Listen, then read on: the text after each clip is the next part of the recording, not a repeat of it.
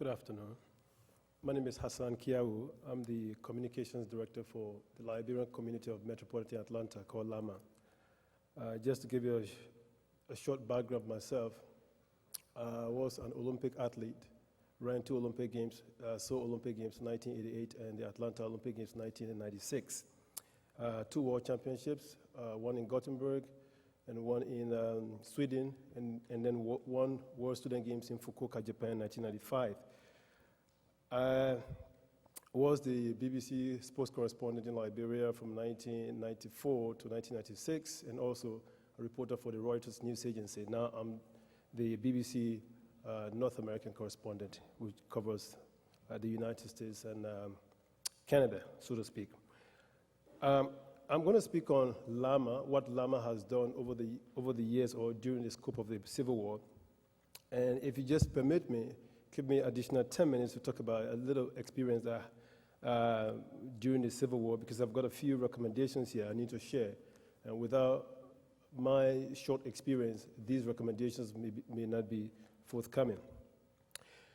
The Liberian community of Metropolitan Atlanta, LAMA for short, was established in 1976. It was established first as a Liberian Student Association, and one of those who established the organization was Mabel Green. I guess many of you know Mabel Green. Several leaders have come and gone. To date, we are having the 24th leadership in Atlanta. But as the war was raging, there was a great hunger for peace as for news. And the war, characterized by extrajudicial killings and other vices, made so much headway, and more Liberians, there was a need for news. And that even they developed the appetite for news. Now, the only outlet then was the BBC, where people got their news, because there was limited information coming out of American networks on about the Liberian Civil War. I guess many of you, if anything happens in Africa or somewhere else, you can tune to every network. You would never get a full detail. You would just get maybe 10 seconds clip on news from Liberia or so at that time. And so there was a dire need for us to get information to our fellow compatriots in Atlanta. Having said that, we decided to establish what we call the Liberian Community Hotline. And that hotline served as a way of disseminating information coming out of Liberia and about Liberia and for Liberians in Atlanta. The hotline, the number is, if you would like to write it down, and this is, we are the only people in the United States, Liberian group in the United States that have this technology. So I'm proud to say that. The number to dial is 770-908-3978. Now, multiple users can dial into this number to get news on Liberia, and the news will start from the beginning for each caller. So, for instance, if everybody is sitting here, dial that number, the news will start from the beginning for you, for each person. The number again is 770-908-3978. It's called the Liberian Community Hotline. It has been, we have Cyril Lole. He's the voice of the Liberian Community Hotline. He's been reading news since the early stages of the war. I call him the best Liberian in Atlanta, because to be so much, to have the passion to read the news on Liberia, to fetch news on Liberia, since the advent of this technology is unheard of. Now, that's one thing we try to bring to our Liberian community, to know exactly what's going on in the world, or especially Liberia. And after that, there is also another problem that we were faced with in Atlanta: jobs. Many of our fellow compatriots during the war had to work 2-3 jobs. And the jobs, they were doing these jobs at least to cater to their relatives and friends back in Liberia. Everybody knew Western Union at that time and up to now. So people work multiple jobs in order to support friends and relatives back in Liberia. Also, some people work these jobs, odd jobs and white-collar jobs combined, or some even all odd jobs, and they had to travel to neighboring countries like Sierra Leone, Guinea, Ivory Coast, and Ghana, Nigeria, where Liberians are displaced, or where their relatives are, to lend hand to them. And some of them also tried to get them over to the United States. And so it was a burden for us. So the effect of the war also spilled over to the United States on those who were here, who were watching television, if they had, because at the time, the internet was so new to us, and computers were in short supply in Liberian homes.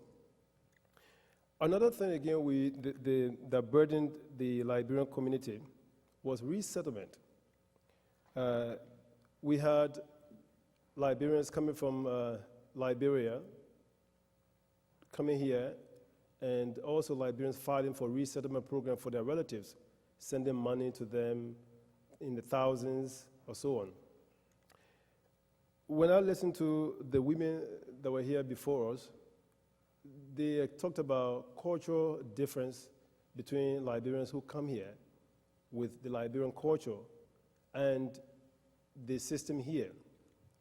That became a problem for us as well, because many Liberians who came from Liberia were not used to how things are done here in the United States. So that became a problem. Some of them got into problem with the law, and thank God we are trying to work on a number of things, which I will discuss in a short while. And as I said, we have cultural differences. We have the kids. We have the women. And we found out that most women or most children, when they come, they become Americanized in a short space of time. Likewise, the women. And I like the question Chairman Verdier asked earlier, reverse. Yes, exactly. And the lady said, my cousin, Ms. Badio, said, it's a reverse empowerment. What an empowerment. Well, we've had several other issues, including that in Atlanta, and we're trying to arrest. Now, since October of last year, a new administration came to power, headed by, I would call one of the finest sons we've got in Atlanta, Walter B. Skinner, Sr. We have sought to institute a number of issues, a number of things, to make the Liberian community powerful, or when I say powerful, it means everybody coming together, galvanizing resources and support for the association. Now, one of the first things we have on our agenda to implement is to have a cultural center. We found out that we do not have a cultural center in Atlanta, like other people in Texas, and I think even here in Minnesota, I guess. So we want to have a cultural center where we can have our Liberian youth, entertained or trained to know about your background. We know some of us have had children here, but we need to tell them where we come from. There is a saying in Liberia that if you know where you come from, you know where you're going, and that we are missing. We also have trying to put together an after-school tutorial program for the youth and our young people in Atlanta. We want to make sure that people are not idle after school. We don't want kids to be playing computer games or just come and play, and the next day you go to school. And then every day it is a different ball game. Before I mention the other one, educational thing, I would like to introduce I don't like to call him education minister, but I would like to call him the chairman of our education committee, Dr. Augustine Connell. Okay. He's the chairman of our education committee in Atlanta. He's also the chairman on constitutional reforms. We also have an adult literacy program for our adults, and I was fascinated by what the Minnesota Women Initiatives are doing here. I think we might have to copy some stuff from them too. What we're trying to do is that we're trying to make them computer literate and also, teach them something that will be worthwhile for their group and for our children as well. We also have youth programs that we want to implement. We know that an idle mind is the devil's workshop. So we try to make sure that we organize activities for the kids as they come out of school during vacation time or even during school time. We have sports going on so far, and we have other events coming up. We have a program called Taking Lama to the People. Lama meaning the Liberian Association Metropolitan Atlanta. And in years past, we've not had any of that sort. We expected people to come to the association, but this time around, we are turning it around, take the organization to the people. So, we're trying to bridge the gap. We're trying to connect the two loose ends to see where we are in our membership and how we can bring everybody together to work in the general interest of Liberians in Atlanta. We also want to say that there is a crucial issue I think everybody is aware of, the immigration issue. I know many of us escaped deportation at the skin of our teeth last September. Thanks to George Bush, he extended he turned TPS to DED, which has been extended for 18 months. But come March, many of us might be packing up our bags to head for Liberia if efforts by EULA and other Liberian organizations to lobby with lawmakers to grant us permanent resident status does not yield the desired results. So what we are doing in Lama, we are teaming up with EULA, the parent body here, and EULA is doing a fantastic job, I want to publicly say here, in collaboration with Minnesota and Philadelphia. Those two groups, those two individual groups, not EULA. EULA has been doing a fantastic job. But the two organizations in the United States have very been hard pressing and working seriously. I want to commend the Minnesota group and the Philadelphia group. Those two are very organized. These are the two most organized groups in the United States I can think of. They are pressing hard for that. So I would like to commend you.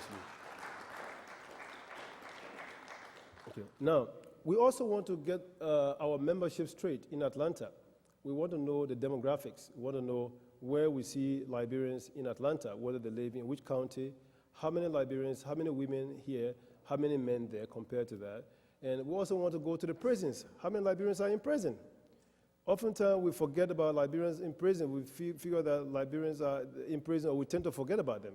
It's like someone tells me, oh, the belly button is not part of the body, because nobody thinks of the belly button being a part of the body. So we try to go to the prison, and that's something we are working on in Atlanta, to find out how many Liberians living in Georgia live in each county, both men and women, how many in prison, how many in special fields, so that we will know straight away what to do. And since we also took over, we have what we call, we are bringing out newsletters twice a week. This is something that has not happened since before we took over, has never happened in Georgia. And I think we are number one also, so we are setting the pace on several fronts. We have a newsletter that we send out. We talk about Lama activities, and then we distribute that. We have a distribution list of at least 2,500 email lists all over the world. We have Liberians in Atlanta, the United States, even here in Europe, Asia. We copy them in on our email list. We tell them what goes on in Atlanta. So basically, we also have some Liberian news too from Liberia, just tidbits here. So basically, also we have a health fair. A health fair, I want to invite every one of you, those of you who will be going to Atlanta, if you have the time, this weekend coming, we are having a health fair in Atlanta. And what we're trying to do is we want to tell our people in Atlanta that you may think you are healthy because you haven't gone to the hospital, or you are not suffering from any headache, or there are no symptoms. For instance, if you watched TV yesterday, Tim Russell from NBC, he was at work yesterday when he fell, and there were no symptoms that he was about to have a heart attack. So we need for people to attend. If you are there, it's an invitation, so that we can check your cholesterol. Someone said to me in Atlanta, we've been eating pump, but I was saying we talk about cholesterol, we can't hear cholesterol. But we have to take it serious. If you have pain, we want you to show up in Atlanta for that. So those are some of the things that we are doing in Atlanta. And I think we would like to commend every one of you for your patriotism, for taking on this task to come to us and find out, what is going on. Permit me just 10 minutes to, No, if you like. less than 5. Okay, okay, 5, and let me just run my mouth a little bit of stuff during the war. During the Civil War in Liberia, we, like anyone else, we were displaced on Dupo Road, and I happened to be one of 121 persons living in Mamadou Salif's house on Dupo Road, and then the MPFL sent out notices that all journalists should report to the national radio station, ELBC then, to work for them, and I was one of those who turned up. We conducted interviews with commandos or commanders who were already planted to say all the nicest things about the MPFL. And badmouth the United States, ECOWAS, ECOMOG, and every other organization that was that had the mind to bring peace and unity to Liberia. As a result, during those times, Tom Buwiyu, came to our studios. He gave announcements, and there was a fight between Paul Vey and Sam Lato. And after the fight, the next day, I saw Mr. Charles Taylor. He came down to LBS. But I also want to say one thing that I don't think I've ever told anyone. It's important that I say this. Maybe that will clear my chest. I helped to set up a meeting between, four, Louis Brown, Eber Masale, and the late Tia Fakati. All of them were my friends, but then, because it's my understanding that I'm related to Mamadou Salif, where I was displaced, and because Mamadou Salif was then the Minister of Foreign Affairs, Mr. Taylor, during the war, and their aim was that, several times they went after me to set up that interview, to set up a meeting between they and Mr. Taylor. I was not close to Mr. Taylor, but I was close to my uncle then. And they wanted to form the movement for the promotion of the Taylor administration, just like Yogda, a movement for the promotion of the Doe administration in the past. And after dodging them several times, they cornered me on Dupo Road, and luckily then Mamadou Salif came, and I arranged a meeting with them, for them. I was in that meeting, and we met at Mamadou Salif's house. And at the end of the meeting, Mamadou Salif said he was going to arrange a transportation for them to travel, for all of us to travel to meet Mr. Taylor. I opted not to go because I felt that it was not worth my time, because my mother had already run away to go to Sierra Leone to escape the war. And I wouldn't get involved in anything that would support any warfare or anybody who is launching war. So I stayed on, and 3 days later, ECOMOG took over Dupo Road. So I had to report myself to ECOMOG. But then the fear to report myself to ECOMOG at the time, there was a fear because ECOMOG and Prince Johnson were working together. And if I report myself to Prince Johnson was killing any or everyone who worked with Charles Taylor then. And then if I report myself, I felt that maybe ECOMOG would have executed me or passed me on to them, or maybe Prince Johnson was ruthless, he would have killed me. So I went to the ECOMOG base. I was in prison for two nights at the Freeport, just for interrogation to see what Mr. Taylor was up to during the time we worked at the national station or so on. And then when the interim government took over, we had a mobile radio station at the Free Zone Authority. We broadcast news from there, and I had a program called Liberia Today. And the interim government was basically preaching peace, and we had the call tag. We have the message of peace, reconciliation, and unity. That was our message, and all throughout, until after other events took place and so on. I left Liberia in 1996 to attend the Olympic Games, but before I left Liberia, I was one of those threatened because I became a senior newscaster at the Liberia Broadcasting System, and and in fact, during that time, April 6th, when the last war occurred, ELBC, if many of you who were in Liberia at the time would agree that ELBC, that's the first time ever ELBC became objective. And so we were there because, and one of the reasons why we were objective, the fear was that because around the Duco Hotel where the radio station was located was predominantly controlled by LPC and the AFL boys. Now, Charles Taylor was on the other side in Congo Town and across the bridge. We were supposed to be the government radio station.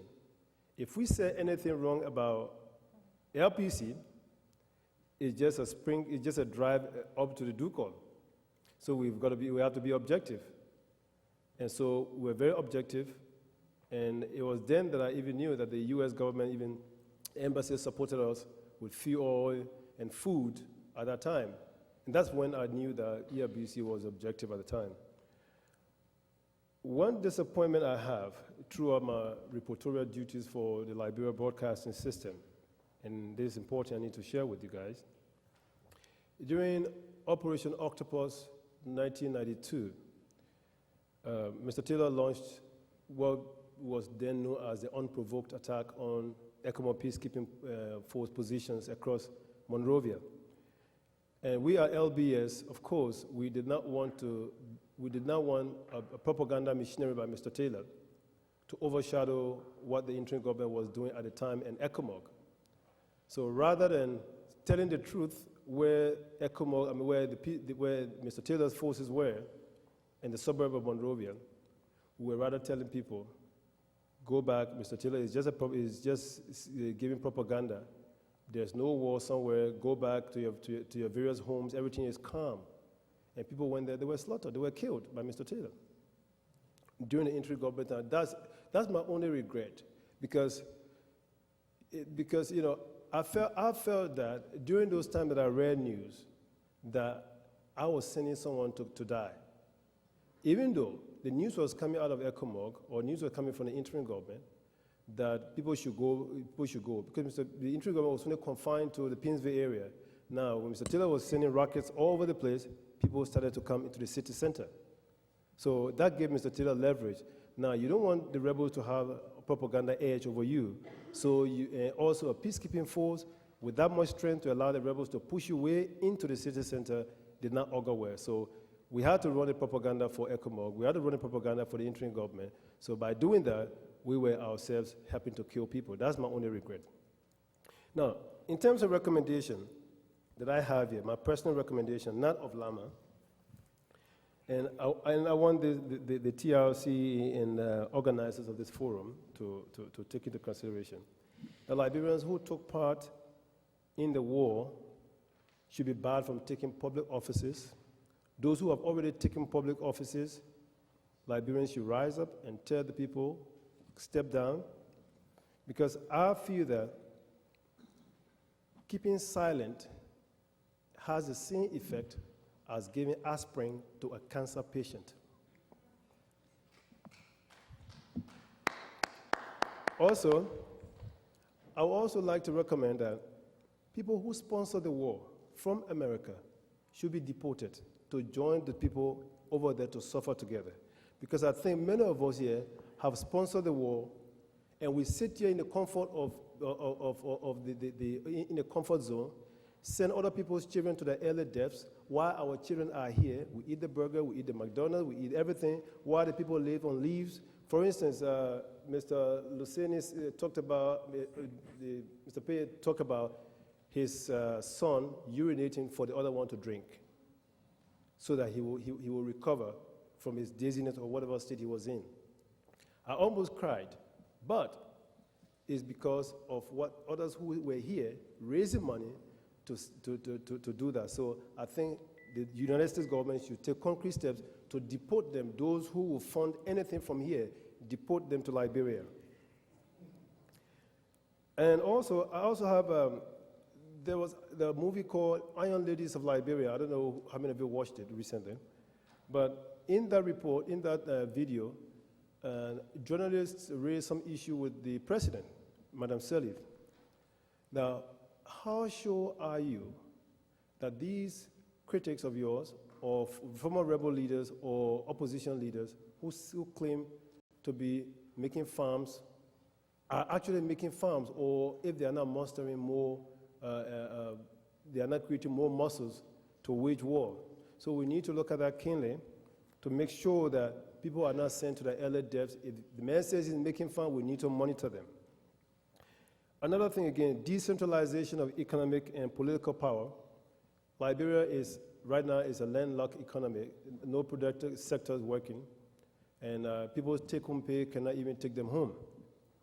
What we want to do is that we want to make sure everything is decentralized so that the national government cannot just easily dictate to the people down in Lofa County or Nimba County to say, this is your money. No, everybody raise your own money, and if you have something to contribute to the national treasury, then that can be done. For too long, in Liberia, the military and the police force or the security forces, rather than helping or saving God or protecting Liberians, they are rather protecting the government against the people. We need to look at that to make sure that we bridge that gap, that the police, the security forces serve as a connecting rod, and also to make sure that to protect everyone, irrespective of status in the country. Also, I just came back from Liberia about 5 days ago, and someone hinted to me that the greatest threat to our security in Liberia is the media.